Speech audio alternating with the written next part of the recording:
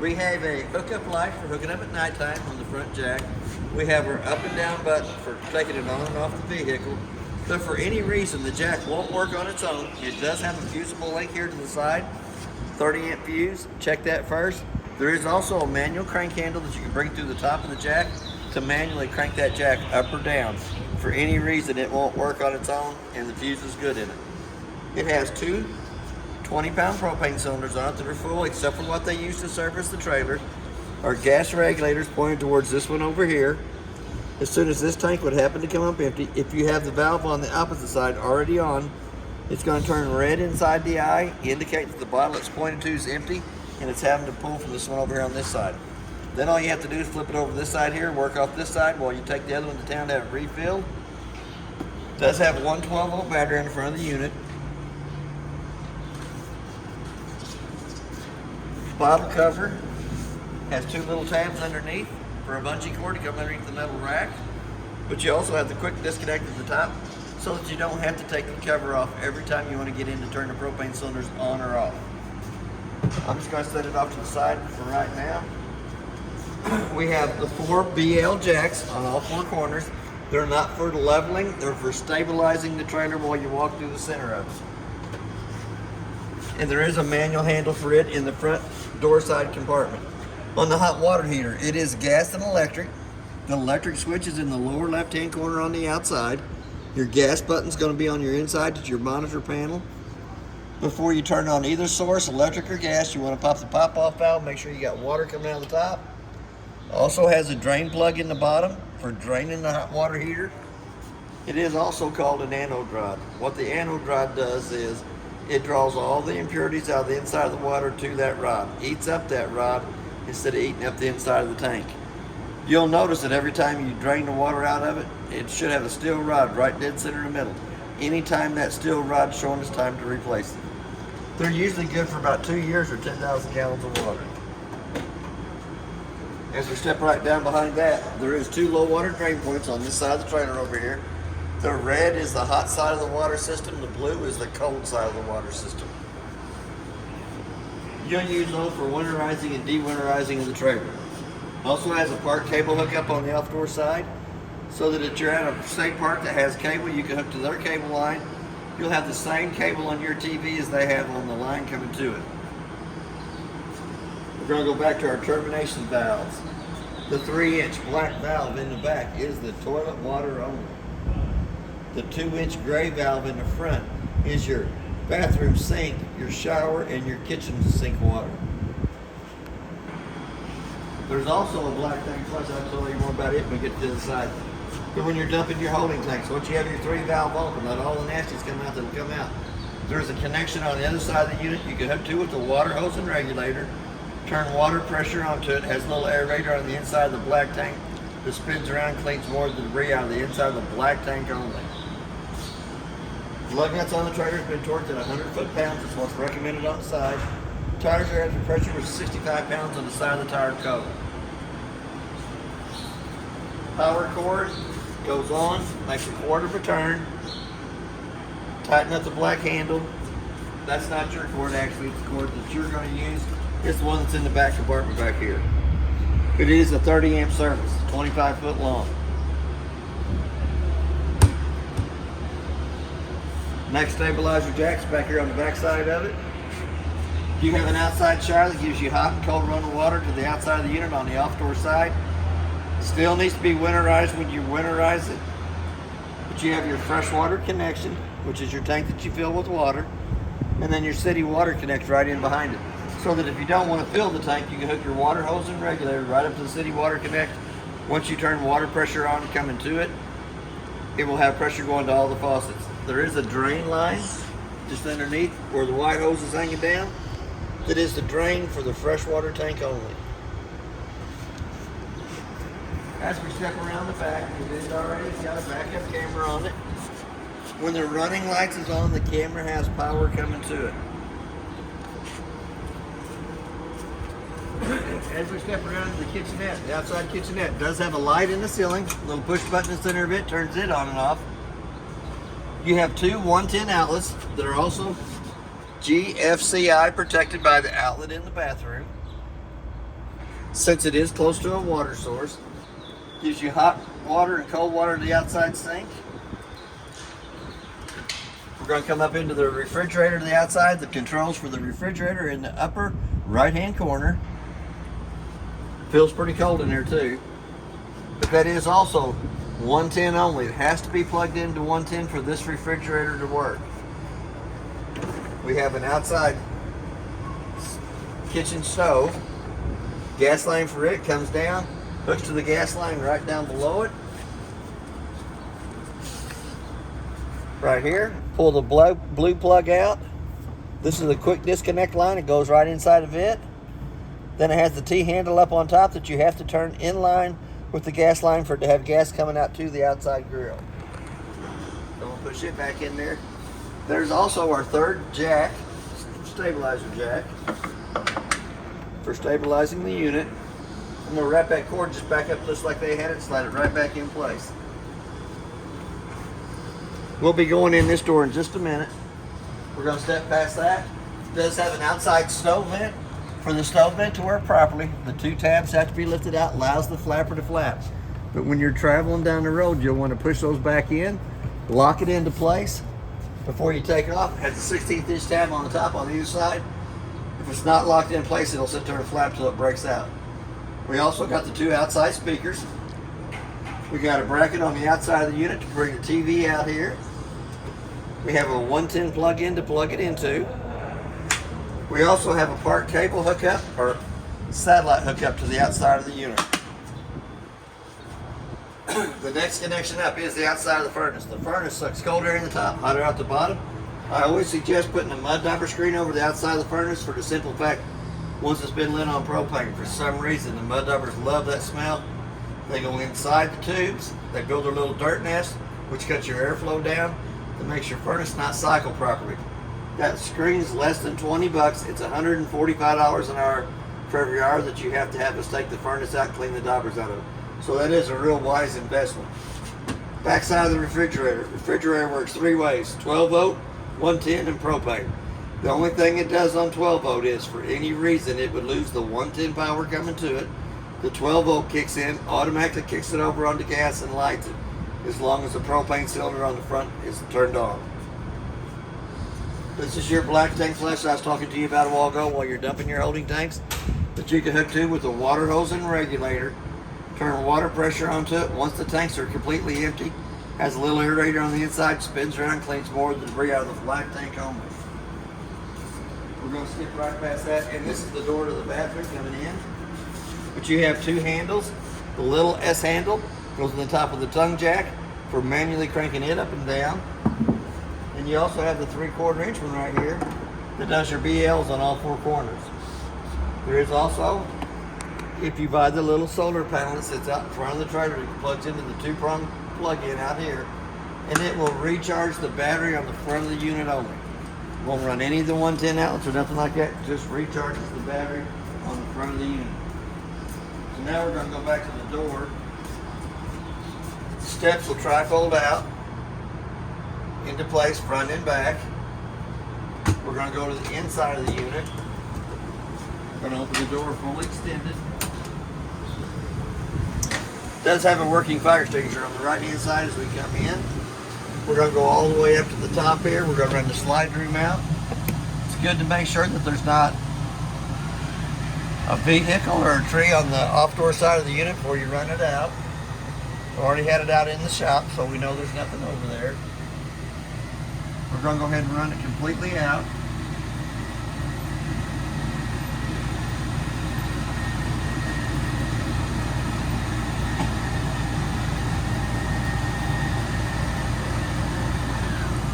There we go, we're all the way out. Now the two lights right down below it. The first one is the LED lights underneath the awning. Second one is the porch light that is up by the bathroom door. To the right of that is your button for running the awning in and out. Extend runs it out, retract brings it back in. But on each one of the arms there is a pinch point down at the bottom that you can pull down against that bottom arm to put the pitch of the rain coming to the back door or the front door, either way you wanted to do it. My theory on the awning is if you're not sitting underneath it using it, put it up. It's just a push of a button, rolls itself back up, or rolls itself back out in about a minute's time. If you're not using it, I would keep it put up. It's one of the most expensive parts on the unit that you'll have to put back on. We're going to come over to the lights. The first one is the center row lights in the living kitchen area. Second one is the LED lights above the slide room. And the third one is the two lights right above the kitchen sink. We're going to come back to the monitor panel. We're going to check the battery in it. Shows you fully charged. To get an accurate reading of the battery, you need to have the 110 line unplugged. Then push your battery button to get a very accurate reading of the battery. Freshwater tank is the tank you fill in the back off door side corner. As it fills up, it'll show 1/3, 2/3 full. Once it hits full, I shut the water pressure off going to it. Black tank is your toilet water only. Gray tank is your bathroom sink, kitchen sink, and shower water. And as they fill up, they'll show 1/3, 2/3 full as they fill up. The electric switch for the hot water heater is on the outside of the unit, lower left-hand corner. Gas side's in here. Automatically, when you turn it on, the little red light's going to come on. The door side fault light's going to stay on for about a minute. Once it goes off, the hot water heater will go through 3 lighting processes to light on gas. For any reason that it does not light on gas, that little red light's going to come right back on. The button to the right side of that is for the water pump between the freshwater tank and the faucets. For any reason, when it is in the on position, it'll be illuminated red. Hot water heater lit, so I'm going to turn it back off. Anytime the water pump's on, it will illuminate red.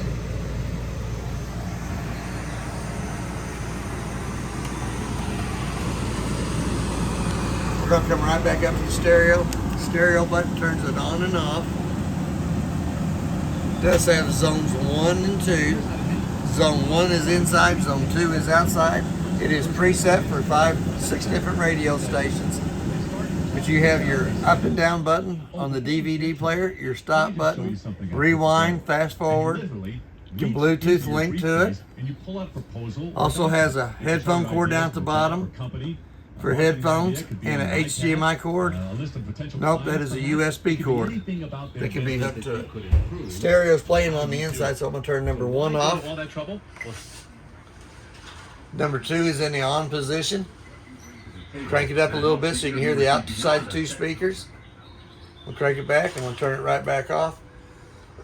Excuse me, we're going to come down to the Dometic thermostat right down below it.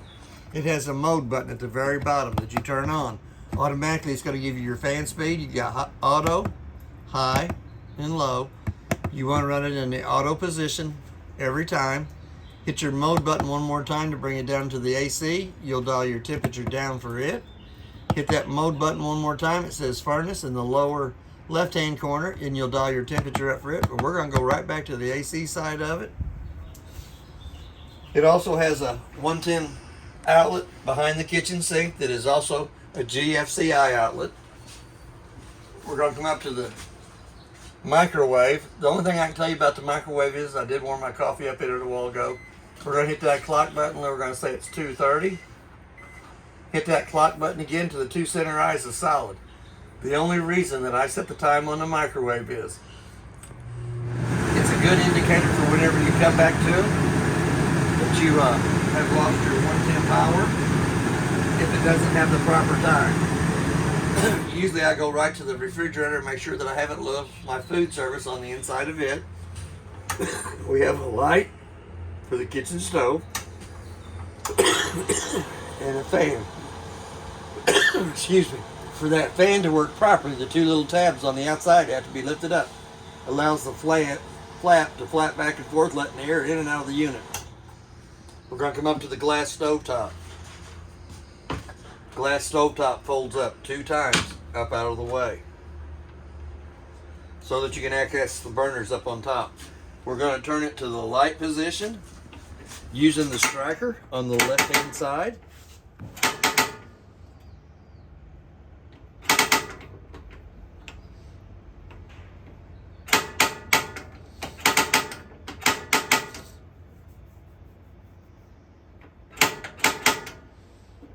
Must have turned the bottles off on the front. But you can turn to the highlight position using the striker on the left hand side for lighting all 3 burners up on top.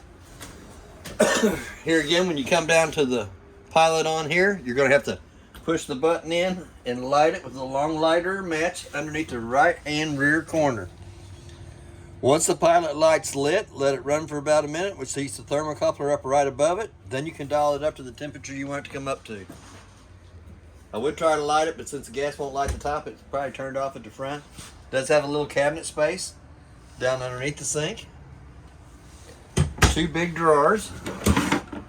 There is also the rest of your monitor for the camera in the rear of the trailer. Shouldn't be nothing in the bottom drawer. We're going to come back up to the refrigerator. It has an on and off button on the refrigerator. Push in on it, hold it in for about 5 seconds, it goes off. Push it in, hold back onto it for about 5 seconds, it comes right back on. It is in the 110 side. The only reason it'll kick over to the gas side is for any reason it loses 110 power coming to the refrigerator, it'll automatically kick over to gas and light on its own. If it has a red light and it is flashing when you come into it, it did not light on gas. Has pretty good size space, top and bottom.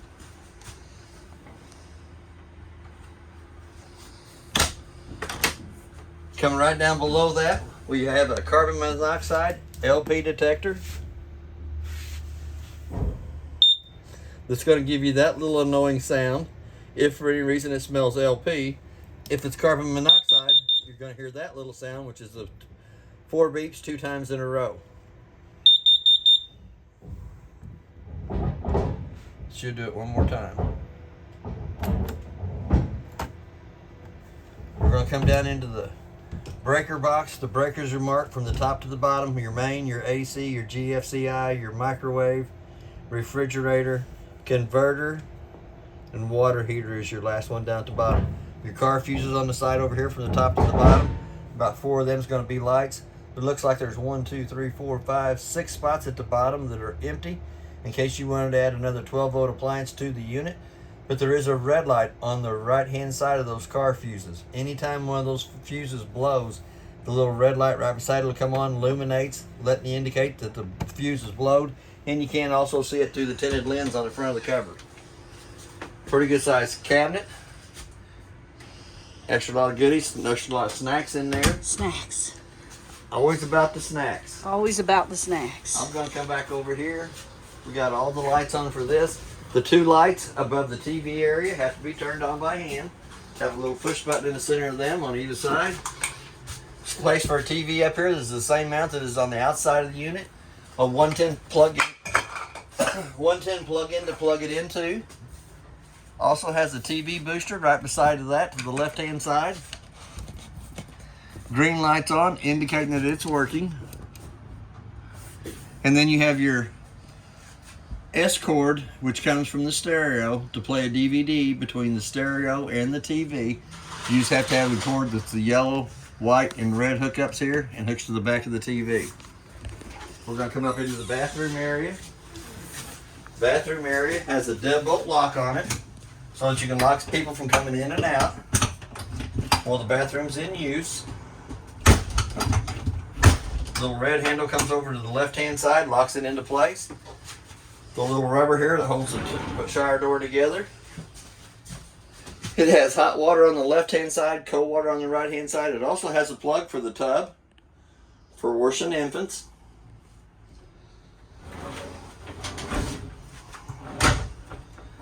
Handles on the doors need to be secure anytime it's in travel to keep the glass doors from sliding back and forth and slamming together and breaking. Toilet shows you a description on the back of it for how to use it. It's pretty simple. You push halfway down, fills with water, push all the way down, fills and dumps through the bottom. It does have your GFCI outlet in the bathroom. Green light indicates that it's working.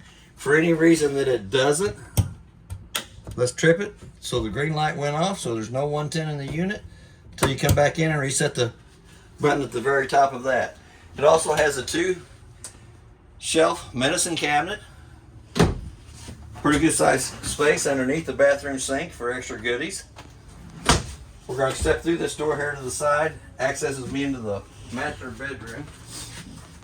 The master bedroom, the light above the bed has to be turned on by hand. Just going to climb right up in bed. might have a switch on the outside of the other bedroom door. Let me check. I do not see one. No light switch? No light switch. Okay. We'll come back to this. We'll get back here and figure out why that light didn't come on. There it is. Didn't hold my mouth right. But there is also a place for a TV mounted at the end of the bedroom bed. Park cable or antenna hook up at the top, and a 110 outlet to plug it into. It also has a 110 outlet and USB port on either side of the master bedroom. We have a fire escape window on the off door side. Little red handle lifts up, pulls all the way through the bottom of the window frame. Gives you access to the off door side of the master bedroom.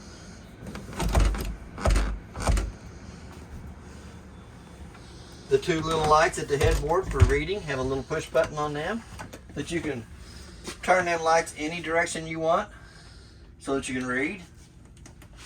Gives you a blue light and a bright light. Let me get off this mattress. And then there is access up underneath the master bed. Takes you into the front compartment. While we're here, I'm going to show you the back of the hot water heater too. Hot water heater is on the left hand side. It has 3 valves on the back of that hot water heater. One going in at the bottom that brings cold water into the bottom of the hot water heater. Hot one on the top brings hot water out. One more valve in between them that is your bypass valve for when you're winterizing of the unit. And on that winterizing of the unit, you can usually call back and I can pretty well answer any of your questions about how to winterize or de-winterize of the unit. Not too bad. I'm going to drop this back down. That mattress is pretty heavy, so I'm not going to let it slam. Does have shades on both sides in the master bedroom to completely block the sun out from in here. We also have the round vent in the ceiling that brings AC into the master bedroom. Forgot to show you about the fan in here in the bathroom, so I'll bring you back to the bathroom area again. Does have a knurled knob that cranks the vent up into the bathroom area. Little light flip switch on this side over here turns it to 1 to 4 settings, up 1 to 3 settings. Brings the moisture from out of the bathroom out to the top of the trailer. When you drop the vent back down,